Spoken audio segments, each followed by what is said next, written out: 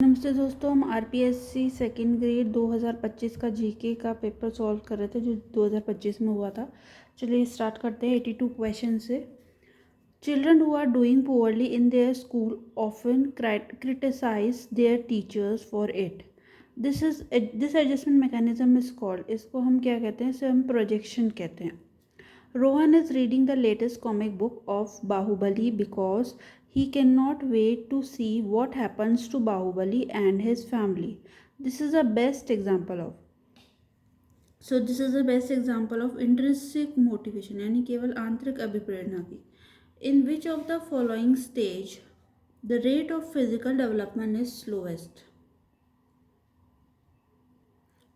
कौन सी स्टेज में जो फिजिकल डेवलपमेंट का जो रेट होता है वो स्लोएस्ट होता है? तो वो चाइल्डहुड होता है। चाइल्डहुड में जो है वो फिज़िकल डेवलपमेंट का जो स्टेज होता है वो स्लोएस्ट होता है। Which of the following is a best indicator of intelligence? So best indicator क्या है? Scoring 105 on an IQ intelligence test, या reciting the address from memory, not making the same mistake twice when given opportunity to repeat task after receiving feedback, earning high grades. तो इसका answer जो हो जाएगा, best indicator होता है high intelligence का, वो है not making the same mistakes twice when given the opportunity to repeat a task after receiving feedback. यानी कि जो समान गलतियों को किसी भी कार्य के पश्चात पृष्ठपोषण का अवसर मिलने पर दोबारा नहीं करना, यही एक बेस्ट इंडिकेटर है हाईएस्ट इंटेलिजेंस का। नेक्स्ट क्वेश्चन है, H Sheldon divided all human beings into endomorphic, mesomorphic and ectomorphic categories of physical dimensions. This theory of personality is called. तो इस थ्योरी को हम पर्सनैलिटी की जो कि एच शेल्डन ने दी थी, तो वो थी टाइप थ्योरी, यानी प्रारूप सिद्धांत, प्रकार का सिद्धांत। In a class students work together in a group on a project, it is a example of. तो अगर एक क्लास में जो स्टूडेंट्स हैं वो वर्क करते हैं ग्रुप में किसी प्रोजेक्ट पे, तो इसका एग्जाम्पल है social constructivist approach. According to triarchic theory of intelligence, intelligence comes in an analytical, creative and a practical form. This theory of intelligence is developed by, तो इसको हम रॉबर्ट जे स्टर्नबर्ग कहते हैं। ठीक है, इस थ्योरी को हम रॉबर्ट जे स्टर्नबर्ग कहते हैं। थ्योरी दी थी ने भी ट्राई थ्योरी दी थी, triarchic theory of intelligence. Intelligence comes into analytical, creative and practical form.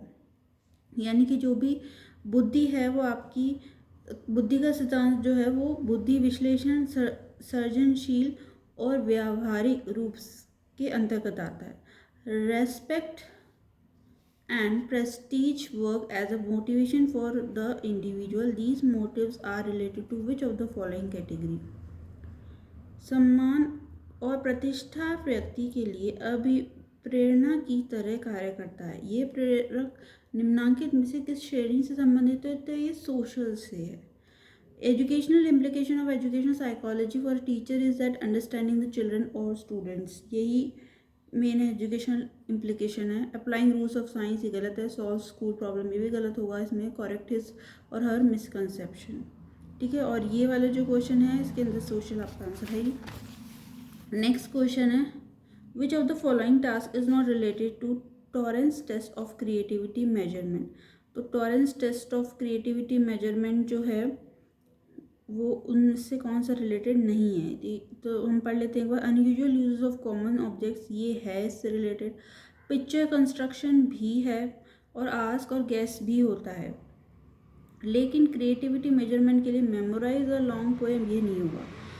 इसका आंसर बी सेकंड हो जाएगा। Position facilitation of present learning through past learning, for example addition helps multiplication. This type of transfer of learning is called, इसको हम sequential transfer of learning कहेंगे। Which of the following statement is not correct about the emotions of a child and an adult? तो किसी भी child के correct नहीं है इनमें से कौन सा? Emotions of a child and an adult. तो देखिए, द चाइल्ड फ्रीली एक्सप्रेसेस और emotions much more than adult, बिल्कुल सही है। The child emotions are few as compared to adult. The child behaves emotionally even to a weak stimulus as compared to adults. तो इसके अंदर जो correct नहीं है वो है the adults emotion are change quickly as compare to child, ये इसका उत्तर होगा। नेक्स्ट क्वेश्चन है which of the following statement is correct about the development of child as an individual. तो करेक्ट स्टेटमेंट कौन सा होगा? डेवलपमेंट इज क्यूमुलेटिव प्रोसेस, ये इसका डेवलपमेंट होगा of a child as an individual. विकास एक संचयी प्रक्रिया है। Which of the following statement is correct about the development of child as an individual. तो किसी भी चाइल्ड का एक इंडिविजुअल की फॉर्म में डेवलपमेंट, ये स्टेटमेंट करेक्ट होगा। ये development is a cumulative process. Next question है 95, which of the following is not a suitable way to develop a self concept of a children. तो देखिए advice to avoid to face problem, ये बिल्कुल गलत होगा इसके अंदर। जबकि giving freedom to a child to a make decision बिल्कुल सही है। Establishment clear guidance for behaviour, communicate unconditional acceptance and love.